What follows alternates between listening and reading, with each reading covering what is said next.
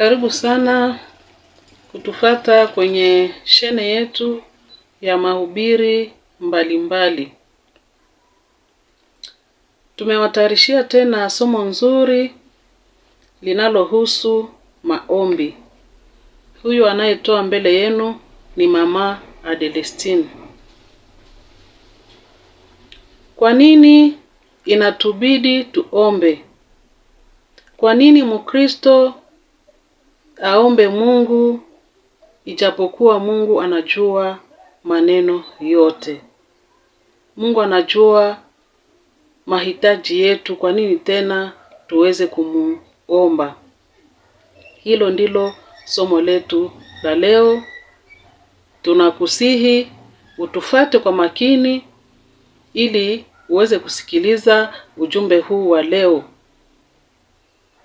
Na upende somo yetu kwa kugusa kidole cha kupenda. Utagawa pia kwa watu wengine ili waweze pia kutufata na kutusikiliza. Kwa sababu kuna somo nzuri ambalo Mungu ametupatia tuweze kuligawa tena pamoja nanyi. Tutasoma basi kwenye kitabu cha Luka 2 shairi ya 36 hadi 38. Nitasoma. Kulikuwa mmoja, Ana, nabii mke, binti ya Fanueli, wa kabila la Aseri. Alikuwa mzee sana, naye alikuwa na mume miaka 7 toka ubikira wake. Alikuwa mjane mwenye miaka karibu 84. Hakuondoka kwa hekalu, lakini alitumikia Mungu kwa kufunga na kuomba usiku na mchana. Na yeye akitokea saa ile ile alishukuru Mungu, akapasha habari zake mbele ya watu wote waliokuwa wakitazamia ukombozi katika Israeli. Ni neno la Bwana. Somo letu la leo tunataka kujibu ulizo. Kwa nini inabidi Mkristo aombe ijapokuwa Mungu anajua mambo yote? Inafikia wakati tunajiuliza mambo haya yote. Basi tutasema kwanza maombi ni nini? Maombi ni mazungumzo ya mtu na Mungu. Maombi ni mawasiliano ya nafsi ya mwanadamu na Mungu aliyeiumba nafsi hiyo. Maombi yote yanatolewa katika imani. Tumesoma habari ya mama mmoja ambaye ni Ana, nabii mke. Na Biblia inasema alikuwa mjane karibu miaka 84. Alikuwa amefanya ndani ya ujane wake miaka hii 84. Na alikaa na mume wake miaka 7 tu. Walipooana na mume wake, baada ya miaka 7 mume wake akafariki. Huyu mama Ana angeolewa na mume mwingine, lakini hakuolewa tena. Hakutaka aolewe tena, akaamua kumtumikia Mungu katika kuomba na kufunga. Huyu Ana alifunga na kuomba usiku na mchana. Na Biblia inasema hii ndio ilikuwa utumishi wake katika hekalu. Ana hakuondoka hekaluni, ila humu aliabudu Mungu mchana na usiku, akiomba na kufunga. Mama Ana kama vile naye Simeoni waliishi wakitarajia wokovu wa Bwana katika Israeli. Ana aliomba Mungu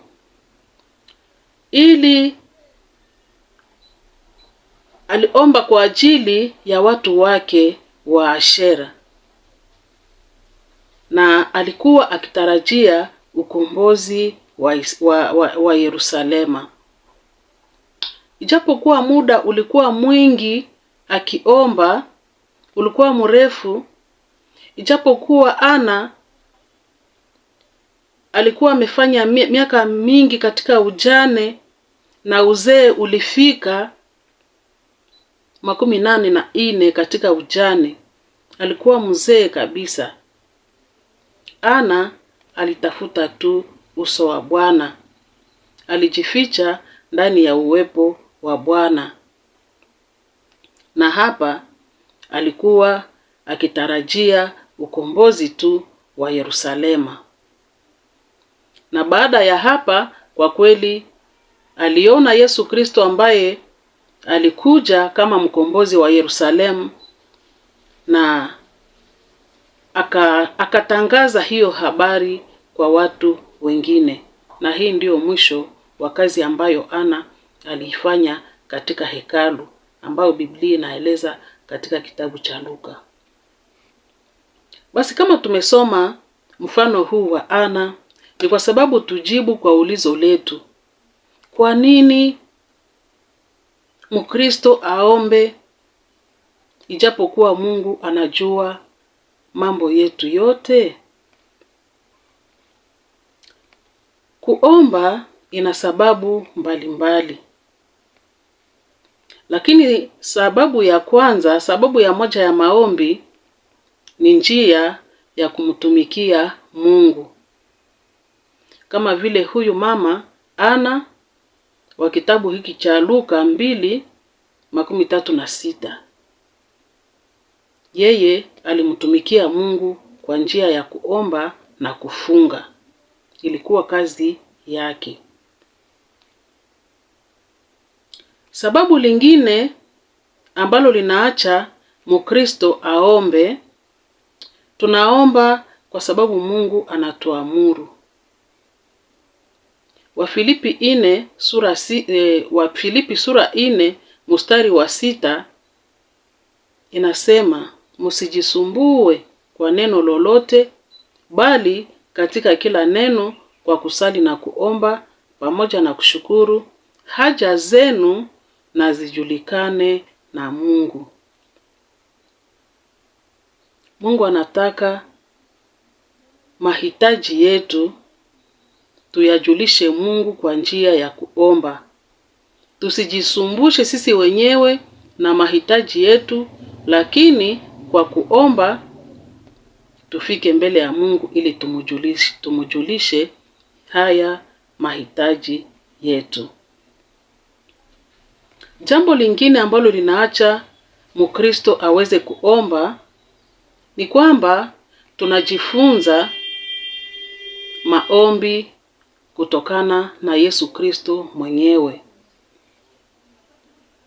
Yesu Kristo wakati alikuwa katika dunia hii, mara Biblia inatuambia alikuwa akiomba. Na shahiri ile tutaipata katika Marko 1:35. Hata alfajiri na mapema sana akaondoka, akatoka, akaenda zake mahali pasipokuwa na watu, akaomba huko. Huyu ni Yesu. Mbele aanje kazi mchana, asubuhi kabisa alfajiri, alikuwa akiomba Mungu. Kama Yesu aliomba, kwa nini wewe ambaye unamfuata Yesu usiombe? Kwa nini wewe ambaye umeamini Kristo kuwa Bwana wako usiombe Mungu? Yesu yeye mwenyewe alienda kuomba Mungu. Wewe ambaye ni mfuasi wa Yesu, kwa nini hauombe? Tunaiga Yesu kwa sababu yeye ndiye Bwana wetu. Wanafunzi pia Mitume wa Yesu Kristo nao pia waliomba. Na hii ni katika kitabu cha Matendo sura yake ya 1 mstari wa 14.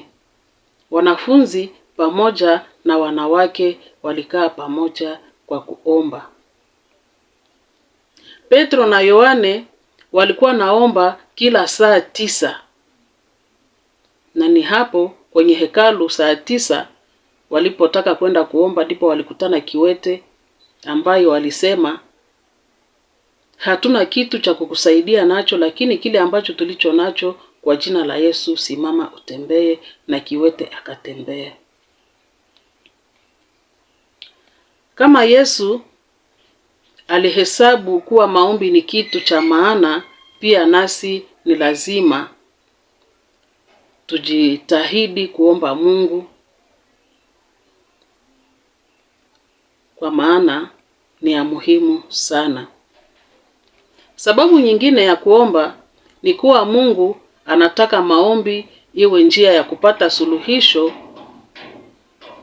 kwa mahitaji yetu. Suluhisho kwa mahitaji yetu tunaipata wakati tunaelekeza maombi yetu kwa Mungu. Tunaomba tukijiandaa pia kufanya uamuzi muhimu. Yesu alipotaka kuchagua wanafunzi wake 12 katika kitabu cha Luka sura 6 mstari wa 12, Yesu mbele achague wanafunzi wake aliomba usiku wote. Jambo lingine ambalo linaacha wewe Mkristo na mimi Mkristo tuweze kuomba ni ili tushinde vitisho vya shetani. Shetani ana mambo mengi ya kutisha wanadamu, lakini tunapomkaribia Mungu kwa njia ya maombi tunashinda vitisho hivi. Katika kitabu cha Mathayo 17 mstari wa 14 hadi 21, hapa kuna mzazi ambaye mtoto wake pepo zilikuwa zinamsumbua sana mara na mara. Alafu alitokea Yesu akamwambia Yesu aponyeshe huyu mtoto ambaye mara pepo zinamwangusha hata kwenye moto. Kuna mambo mengi, vitisho vingi ambavyo shetani analeta ndani ya watu. Hivyo wewe muamini, wewe Mkristo, wewe ambaye umekubali Yesu ndani ya maisha yako, utaomba kwa sababu kuna vitisho vya shetani. Jambo lingine ni kwamba sababu gani tunapaswa kuomba? Yesu yeye mwenyewe alisema katika kitabu cha Luka 10 mstari wa 2 ya kwamba muombe Mungu atume watendakazi, maana mavuno ni mengi lakini watendakazi ni wachache. Tuombee huduma, tuombee kazi ya Mungu, maana inahitaji watu. Tunapoomba na Mungu anatuma watendakazi. Kazi yetu ni kuomba na Mungu sasa anatuma watu. Tunaomba kwa sababu tupate nguvu ya kushinda majaribu. Wakati Mkristo umemwamini Yesu, shetani hata kuacha na amani. Mara na mara analeta majaribu. Alafu Yesu siku moja aliambia wanafunzi wake, akasema, kesheni muombe msiingie majaribuni. Na hii ni katika kitabu cha Mathayo 26 mstari wa 41. Kesheni muombe msiingie majaribuni. Majaribu yanapofika, kama haombe Mungu, hautapata nguvu ya kushinda majaribu. Pia neno la Mungu linatuambia ya kwamba tuombee watakatifu. Tunapata njia ya kuwatia wengine nguvu kiroho, wale ambao wameingia katika utumishi wa Mungu. Tunapoombea kazi zao, tunapowaombea wao wenyewe, maombi ya Mkristo inawatia nguvu watumishi wa Mungu.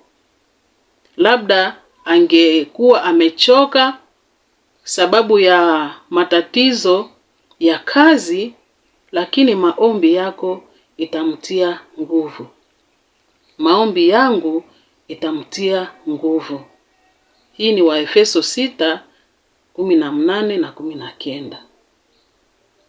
Tunajua pia tunakuja kutoa kwa Mungu mahitaji yetu, kwa sababu tuko na ahadi ya Mungu kwamba maombi yetu si ya bure. Hata kama hautapata pale kitu ambacho tunachokiomba, lakini Yesu anasema maombi yetu hayakufi bure.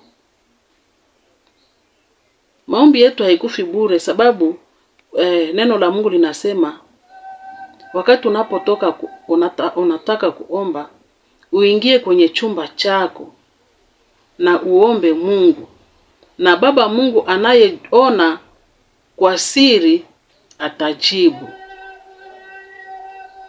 Hata Warumi nasema, Warumi 8:26 nasema Roho Mtakatifu anatuombea, kwa sababu hata sisi hatujui kuomba.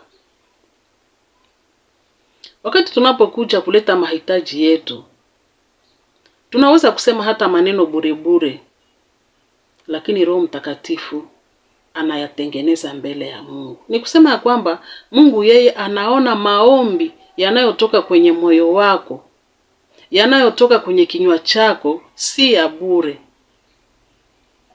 Anayaona kuwa ya maana. Maana hata Roho Mtakatifu anatusaidia.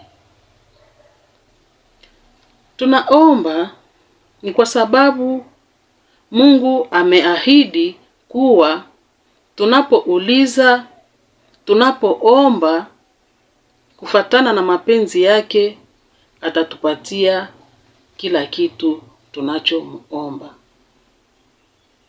Tunapoomba anaahidi tuombe sawasawa na mapenzi yake na atatupatia.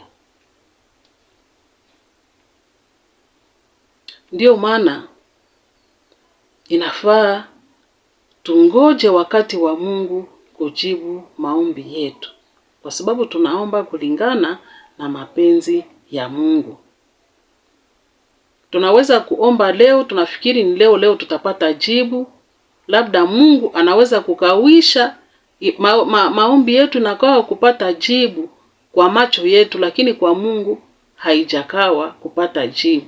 Maana Mungu anajua wakati gani na muda gani ni mzuri, muda ambao ni mzuri kwa kuweza kujibu maombi yetu. Anajua ile ambayo inayotustahili na ile ambayo inaweza kutuumiza.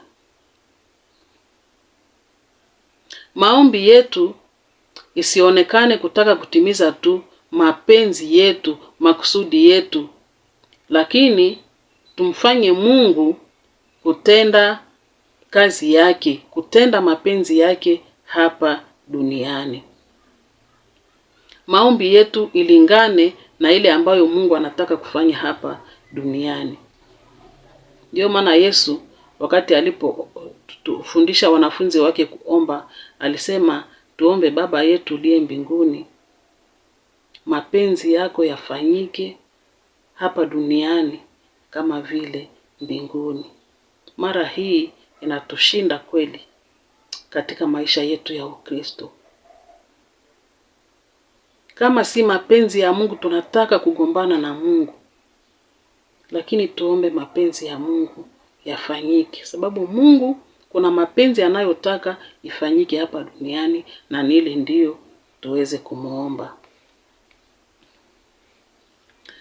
Kuna pia wakati hatuwezi kutambua mapenzi ya Mungu,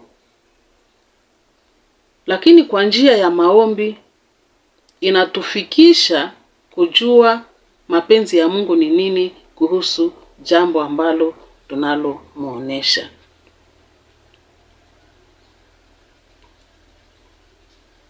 Tukuje kumuoneshe kwanza Yesu jambo. Kama vile watu waliokuja kwa Yesu zamani, waliokuja kumuletea mahitaji yao ya magonjwa, vipofu vile. Wale ambao walikuja kwa Yesu ndio wale walipata kuponeshwa. Lakini kulikuwa wagonjwa wengi ndani ya miji ile. Yesu alikuwa anapita, wengi wanakuja kwake wakisema utuponyeshe. Na Yesu aliwaponyesha. Lakini kuna wengi ambao hawakukuja kwake na hawakupona, ijapokuwa Yesu alikuwa pale kwa ajili ya kuponesha watu. Na sisi tunapokuja kuleta maombi yetu kwa Mungu, mahitaji yetu kwa njia ya maombi, ni hapo sasa tunapata kujibiwa kwa mahitaji yetu yote. Tuombe kufatana na mapenzi ya Mungu. Na maombi yetu yawe maombi ya imani kama vile tulisoma hapo juu. Ukosefu wa maombi. Wewe Mkristo ambaye unakuwa ndani ya udhaifu wa maombi, ni kusema ya kwamba umekosewa imani. Unajiita Mkristo lakini haumtii Mungu kwa kumuomba, sababu yeye ndiye anasema tumuombe. Jua kama hapo utakuwa umekataa imani. Na pia hauna matumaini kwa neno la Mungu. Hautumaini neno ambalo Mungu analisema. Tunaomba ili tuoneshe imani yetu kwa Mungu kuwa atatenda vile ameahidi katika neno lake na kubariki maisha yetu zaidi. Kama hatumuombe Mungu, hatutaona kazi ya Mungu ndani ya maisha yetu. Maana maombi ni njia yetu ya kujitupa ndani ya nguvu za Mungu. Tunajua sisi ni dhaifu, lakini tuna Mungu ambaye ana nguvu, ana uwezo. Tunaenda kujitupa kwenye nguvu za Mungu na nguvu za Mungu zinatenda kazi na tunaona majibu ya maombi yetu. Kama hauombe, hautaona nguvu za Mungu. Kama hauombe, neno la Mungu linasema tunakuwa na ahadi ya kuwa maombi ya mwenye haki ina thamani machoni mwa Mungu. Maombi ya mwenye haki ni ya maana. Kama hauombi, hautaona hii ahadi za Mungu katika maisha yako.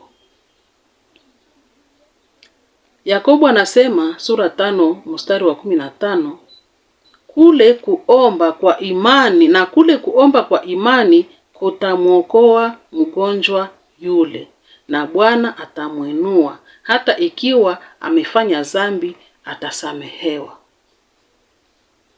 Kama hauombe Mungu kwa imani, hautaona matokeo ya maombi yako. Basi, ndugu mpenzi, tumeona ya kwamba hata kama Mungu anajua yote, lakini kuna mambo mengi, kuna sababu nyingi ambazo zinaacha tumuombe Mungu, na gisi tumezitaja hapa. Ninajua na wewe unazipitia na mimi ninazipitia, na hizi zinatusukuma tufike karibu ya Mungu, kuzungumza na Mungu kwa njia ya maombi. Basi Mungu atukuzwe katika maisha yako na maisha yangu, tuweze kumtii kwa njia ya maombi, tuweze kumtumikia kwa njia ya maombi, tuweze kumletea mahitaji yetu kwa njia ya maombi, sababu ni ahadi yake ya kwamba anatusikiliza na atatujibu tukiomba sawasawa na mapenzi yake. Tunapokuwa na mipango fulani katika maisha yetu, tusikose onesha Mungu kwa njia ya maombi. Kama tunataka kuchagua wachumba, tunataka kufanya uchaguzi mzuri, tusikose kumuomba Mungu. Basi asante kutusikiliza ndugu mpenzi. Ninaamini neno hili Mungu atatenda kazi ndani yake na liweze kukusaidia na kukusisimua tena wewe ambaye umesahau kuomba, uweze kumuomba Mungu na uweze kuona faida ya maombi katika imani ya Mkristo, na ujue sababu mbalimbali ambazo zinaacha Mkristo anaomba Mungu. Asante kwa kutufuata. Basi ugawe video yetu kwa watu wengine ili nao pia waweze kufuata somo letu. Asante, tunawashukuru.